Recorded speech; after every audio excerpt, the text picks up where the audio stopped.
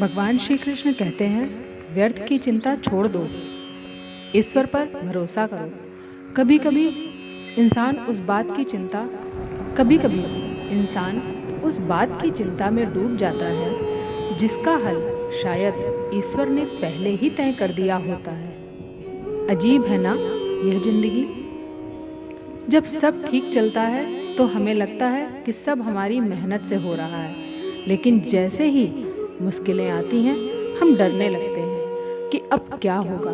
पर सच तो यह है कि श्री कृष्ण कहते हैं, जिस रास्ते को तुम बंद समझ रहे हो वही रास्ता तुम्हें किसी बेहतर मंजिल तक ले जाने वाला हो।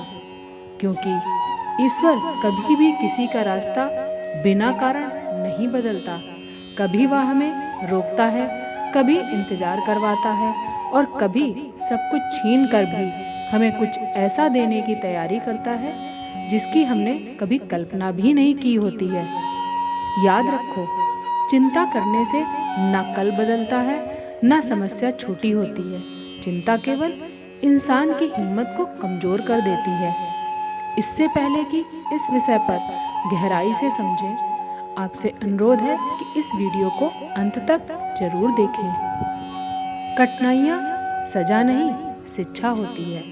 हार अपमान नहीं, अनुभव होता है। और कई बार विपत्ति अंत नहीं बल्कि एक अदृश्य आरंभ की आहट होती है। पर यह बात मनुष्य को तुरंत समझ नहीं आती, क्योंकि संसार की चमक इतनी तेज होती है कि आत्मा की आवाज़ धीमी लगने लगती है। संसार में कोई भी वस्तु स्थायी नहीं, फिर भी मनुष्य हर स्थायी चीज को पकड़कर उसे अपना स्थायित्व समझ बैठता है।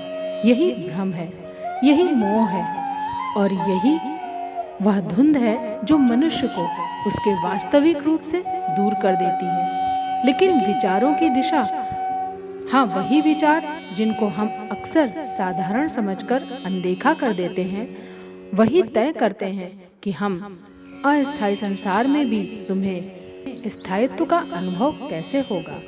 कभी कभी मनुष्य सोचता है कि शांति बाहर मिलेगी, किसी व्यक्ति में, किसी वस्तु में, किसी उपलब्धि में। पर जितना वह बाहर खोजता है उतना ही भीतर खालीपन गहराता जाता है। और फिर एक दिन किसी शांत क्षण में, किसी अनजाने विराम में मन अचानक पूछ बैठता है, क्या सच में यह मेरा है? क्या सच में यह सब हमेशा रहेगा? और उसी प्रश्न के भीतर से वैराग्य की एक छोटी सी किरण जन्म लेती है। जब मनुष्य यह समझ लेता है कि संसार की हर वस्तु क्षणिक है, तब धीरे धीरे उसका मोह ढीला पड़ने लगता है, डर कम होने लगता है और किसी के जाने का दुख भी पहले जैसा भारी नहीं लगता। क्योंकि अब उसका संबंध बाहरी चीजों से नहीं, भीतर के उस मौन से जुड़ने लगा है, जहाँ भगवान शब्दों में नहीं अनुभव में मिलते हैं। पर यह संबंध अचानक नहीं बनता, यह केवल शब्दों से भी नहीं बनता। भगवान शब्दों से नहीं, भावों से मिलते हैं। तुम चाहे 1000 बार उनका नाम लो, लेकिन अगर हृदय में छल है, अगर मन में स्वार्थ है, वह क्षण ध्वनि बनकर रह जाता है।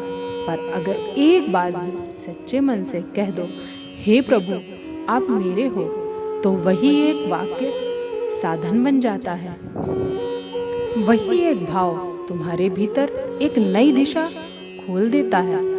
क्योंकि भगवान तक पहुंचने का मार्ग न कठिन है न दूर है, बस विचारों का शुद्ध होना आवश्यक है। तब धीरे धीरे उसका मोह ढीला पड़ने लगता है, डर कम होने लगता है और किसी के जाने का दुख भी पहले जैसा भारी नहीं लगता। क्योंकि जब उसका संबंध बाहरी चीजों से नहीं, भीतर के उस मौन से जुड़ने लगता है, जहाँ भगवान शब्दों में नहीं अनुभव में मिलते हैं। पर यह संबंध अचानक नहीं बनता, यह केवल शब्दों से भी नहीं बनता। भगवान शब्दों से नहीं, भावों से मिलते हैं। तुम चाहे 1000 बार उनका नाम ले लो, लेकिन अगर हृदय में छल है, अगर मन में स्वार्थ है, तो वह जब केवल ध्वनि बनकर रह जाता है। पर अगर एक बार भी सच्चे मन से कह दो, हे प्रभु आप मेरे हो, तो वही एक वाक्य साधन बन जाता है। वही एक भाव तुम्हारे भीतर एक नई दिशा खोल देता है, क्योंकि भगवान तक पहुंचने का मार्ग कठिन है, बस विचारों का शुद्ध होना आवश्यक है। जब विचार निर्मल होने लगते हैं तो संसार भी धीरे धीरे पवित्र दिखने लगता है। जैसे कोई व्यक्ति हर दिन नदी किनारे बैठकर पत्थरों को साफ करता है। पहले दिन उसे केवल गंदगी दिखाई देती है, दूसरे दिन भी वही धूल वही मैल, पर वह रुकता नहीं। वह रोज थोड़ा थोड़ा साफ करता रहता है और एक दिन वही पत्थर धूप में चमकने लगता है। ठीक वैसे ही जब तुम अपने विचारों को रोज देखना शुरू करते हो तो भीतर की गंदगी धीरे धीरे निकलने लगती है। अहंकार की धूल, ईर्ष्या की परत, क्रोध की कठोरता सब धीरे धीरे छूटने लगती है और उसी क्षण आत्मा की चमक दिखाई देने लगती है। कभी किसी किसान की तरह सोचो, वह हर मौसम में बीज डालता है। उसे यह चिंता नहीं होती कि हर बीज तुरंत फल देगा या नहीं, बस वह जानता है कि जो बोएगा वही काटेगा। श्री कृष्ण कहते हैं, मनुष्य भी हर विचारों के साथ अपने भविष्य की एक नई फसल बोता है। अगर वह हर दिन संतोष बोएगा तो जीवन में कड़वाहट नहीं उगेगी, लेकिन अगर वह हर दिन भगवान का विचार बोएगा तो उसकी आत्मा में आनंद के फूल खिलने लगेंगे। और यह फूल बाहर दिखाई नहीं देते, पर भीतर उसकी सुगंध फैल जाती है। जब तुम किसी की गलती देखकर क्षमा करते हो तो वह केवल अच्छा व्यवहार नहीं होता, वह एक आध्यात्मिक बीज होता है। जब तुम किसी का दुख बांटते हो तो उस क्षण भगवान तुम्हारे भीतर मुस्कुराते हैं। जब तुम किसी के प्रति दया रखते हो तो वही दया तुम्हें ईश्वर की अनुभूति की ओर करीब ले जाती है। जो निरंतर भगवान का विचार करता है, धीरे धीरे उसके भीतर ही भगवान प्रकट होने लगते हैं और तब जीवन अचानक बदलता हुआ दिखाई देता है, पर भीतर कुछ शांत, गहरा और उज्जवल होने लगता है। जैसे अंधेरे कमरे में किसी ने चुपचाप दीपक जला दिया हो। तब मनुष्य समझने लगता है कि भगवान को पाने का अर्थ कहीं दूर जाना नहीं, बल्कि अपने ही भीतर लौट आना है। मित्रों, भगवान श्री कृष्ण कहते हैं, जो व्यक्ति हर स्थिति में मुझे याद करता है वही मुझे पा सकता है। पर इस स्मरण का अर्थ केवल शब्दों में नाम लेना नहीं, यह उस भावना का जन्म है जिसमें मन बार बार उसकी ओर लौटना चाहता है, जहाँ शांति है और जहाँ प्रेम है, जहाँ सत्य है। इसलिए भगवान को पाने के लिए किसी मंदिर, पर्वत या तीर्थ की अनिवार्यता नहीं, बल्कि विचारों की पवित्रता की आवश्यकता है। क्योंकि जब विचार शुद्ध होने लगते हैं तो वही मन मंदिर बन जाता है, और जब मन मंदिर बन जाए तो फिर हर श्वास आरती बन सकती है, हर क्षण प्रार्थना बन सकता है। जो विचार भगवान की ओर ले जाए वही ध्यान है, जो विचार उन्हें अनुभव कराए वही साधना है। पर यह साधना कठिन नहीं होती, कठिन केवल मन का भटकना होता है। कभी कभी मन अचानक संसार की ओर भाग जाता है, कभी चिंता की ओर, कभी तुलना की ओर, कभी उस शोर की ओर जो भीतर शांति पैदा करता है।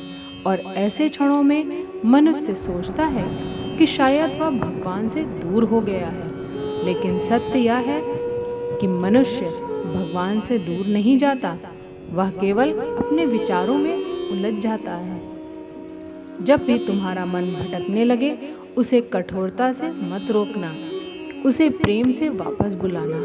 जैसे कोई माँ अपने बच्चों को पुकारती है, वैसे ही धीरे से कह देना, हे भगवान, मैं फिर से आपको सोच रहा हूँ, बस यही एक वाक्य ध्यान बन सकता है, क्योंकि ईश्वर शब्द नहीं सुनते, वे भाव सुनते हैं।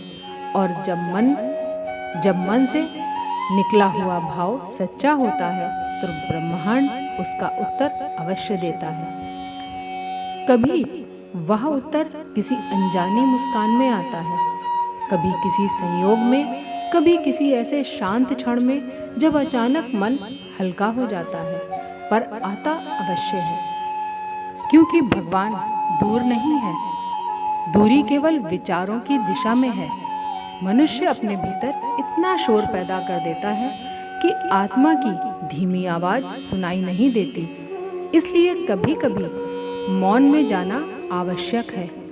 थोड़ी देर भीतर बैठना, अपने विचारों को देखना और स्वयं से पूछना, यह विचार मुझे कहाँ ले जा रहे हैं, भगवान की ओर या संसार की उलझनों की ओर। अगर दिशा ही गलत हो तो पूरी यात्रा व्यर्थ हो जाती है। भगवान को पाने का मार्ग हमेशा भीतर की ओर है, बाहर की ओर नहीं। जब कोई व्यक्ति अपने विचारों को प्रेम की दिशा में मोड़ देता है तो उसकी हर सांस भक्ति बन जाती है। फिर वह शिकायत नहीं करता, समर्पण करता है। वह अपेक्षा नहीं करता, आभार व्यक्त करता है। और यही परिवर्तन सबसे बड़ा चमत्कार होता है। ऐसा व्यक्ति चाहे झोपड़ी में रहे या महल में, उसे हर जगह ईश्वर की उपस्थिति का अनुभव होता है। उसकी मुस्कान स्थिर हो जाती है, उसका हृदय विस्तृत हो जाता है और उसका जीवन धीरे धीरे एक जीता जागता उपदेश बन जाता है। फिर लोग उससे पूछते हैं, तुम्हें यह शांति कहाँ से मिली? और वह मुस्कुराकर केवल इतना कहता है, जब मैंने भगवान को ढूंढना बंद किया और उन्हें महसूस करना शुरू किया। इसलिए आज से एक छोटा सा संकल्प लें, हर दिन कुछ पल भगवान के विचार में बिताना। जब सुबह आँख खुले तो सबसे पहले भगवान को याद करना और कहना, भगवान आप मेरे साथ हैं। श्री कृष्ण कहते हैं, जो व्यक्ति प्रेरणा की आवाज़ सुनता है वही आगे बढ़ता है, और जो डर की आवाज़ को सत्य मान लेता है वह किनारे पर बैठकर रह जाता है। क्योंकि जीवन वास्तव में एक ऐसा सागर है जिसमें हर लहर केवल पानी नहीं होती, वह एक संदेश लेकर आती है, एक सीख लेकर आती है, एक संकेत लेकर आती है। लेकिन जो व्यक्ति लहरों से डर जाता है, जो हर तूफान से बचने के लिए किनारे पर बैठा रहता है, वह कभी उस गहराई को नहीं जान पाता जहाँ जीवन के असली मोती छिपे होते हैं। अजीब बात है, मनुष्य समुद्र की लहरों से तो डरता है, पर अपने ही भीतर उठने वाले डर को पहचानने से भी डरता है। जब तक मनुष्य अपने डर को जीत नहीं लेता, तब तक वह अपनी असली क्षमता को पहचान नहीं सकता। और यही कारण है कि जीवन में एक समय ऐसा आता है जब हर व्यक्ति को लगता है अब सब खत्म हो गया है, रास्ते बंद हो गए हैं, उम्मीदें टूट गई हैं, सपने बिखर गए हैं। पर अक्सर वही पल जीवन का सबसे बड़ा आरंभ होता है। भगवान श्री कृष्ण कहते हैं, जब तुम्हें लगे कि सब कुछ खत्म हो रहा है, तब समझ लेना कि ईश्वर कोई नया अध्याय लिखने वाला है। क्योंकि ईश्वर कभी भी किसी कहानी को अचानक समाप्त नहीं करते, वे केवल उसके पन्ने बदलते हैं। जो मनुष्य अपने धैर्य को नहीं खोता, वही जीवन का असली विजेता बनता है। आज के वीडियो में बस इतना ही। वीडियो पसंद आई हो तो लाइक करें, शेयर करें और मेरे चैनल को सब्सक्राइब करें। और कमेंट में जय श्री कृष्णा और राधे राधे अवश्य लिखें।